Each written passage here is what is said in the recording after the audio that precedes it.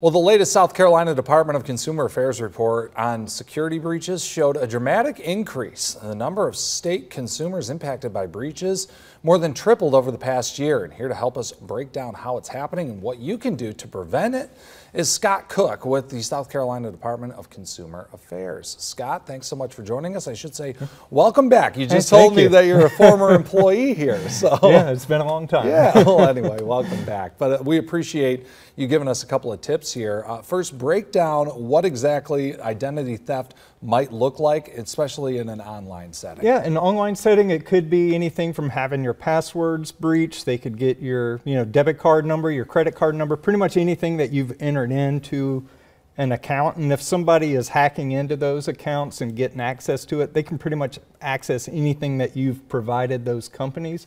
So it's kind of taking a look at what you're providing companies, know what you're giving them, and then knowing how to protect that information if it gets out there. Yeah, it is really the reason why we've seen such a big rise, because we're on our devices and interacting with technology pretty much all day long. Yeah, think about how much information you're sharing. Even if you're going to get lunch, a lot of times we're grabbing our phone, putting it in our app and using that information, and that data is out there. That data is, out in the internet somewhere that potentially could be exposed somewhere. Yeah, businesses are reporting a lot of these breaches. It seems like cyber hackers and those who are doing this are targeting companies in particular. And so it would seem there are some things that companies can do to possibly head this off. Yeah, and they can implement their security, measures. They can encrypt information. They can do a lot of measures, but at the end of the day, too, we got to watch what we're giving over to companies, too, and think about what kind of data you're giving them. So if you're putting in information on a form online, think about what you're putting in, and if a company really needs that information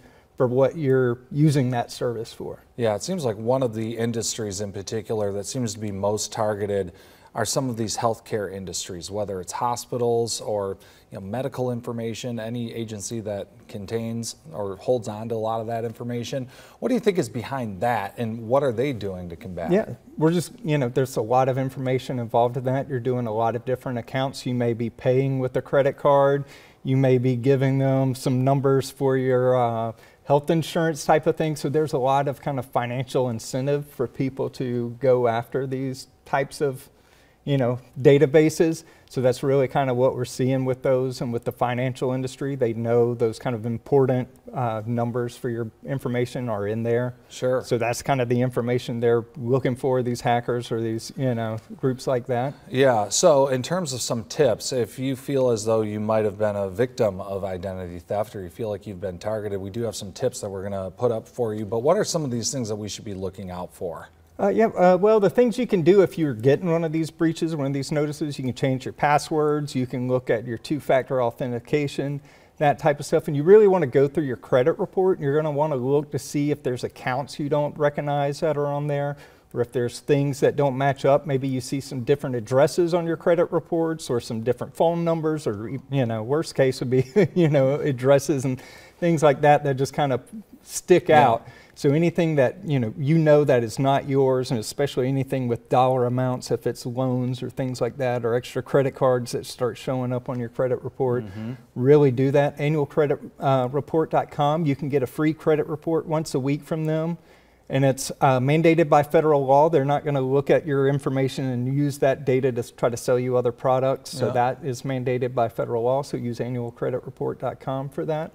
And then, you can get one free a week since the pandemic started. They'll do that one free a week. You probably don't need to look at it once a week. You'll drive yourself crazy looking at that. But, maybe every month or two you want to look over it and just kind of see what's on there and make sure nothing's sticking out. Especially if you're getting a notice from a security breach, you'll definitely want to look at it then. Yeah, no doubt. One thing that we're also seeing are perhaps some scams that say that your identity has been stolen when it's not. And what are some of the things to look out? And we do have some tips on that as well. Yeah, and again, that's kind of where looking at your credit report will kind of be beneficial. So if you're looking at that, you can kind of know if those red flags are there.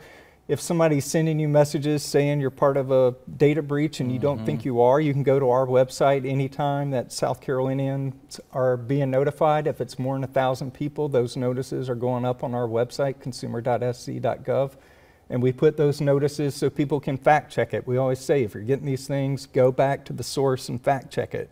Like if you think a certain company, you know, has been breached, maybe you don't want to use those phone numbers on that notice you get. You can go to their, you know, official website and look for those tried and true phone numbers, websites, things like that, that you know work for that company. That's right. Just keeping an eye out on basically your bank statements and anything, your credit report you also mentioned, just great things to be looking at to make sure that there's nothing fishy going on. But listen, we appreciate it. Thank you so much for dropping by and giving us some advice and some words of wisdom here. We appreciate it. You bet. All right, we'll be right back with more of your News at 4 right after this.